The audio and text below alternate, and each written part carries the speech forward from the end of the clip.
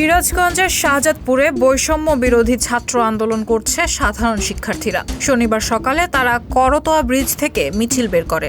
এ সময় শিক্ষার্থীরা তুমি কে আমি কে রাজাকার রাজাকার, ছাত্রদের রক্ত বৃথা যেতে দেব না এমন বিভিন্ন স্লোগান দিতে থাকে। পরে বিশাল মিছিলটি শাহজাদপুরের প্রেস ক্লাবের সামনে এসে এক সমাবেশ করে বক্তব্য রাখেন ছাত্র সমন্বয়ক আব্দুল আল সাফায়েত, আদিব, রাতুল, আতিক, পপি, তুষার প্রমুখ।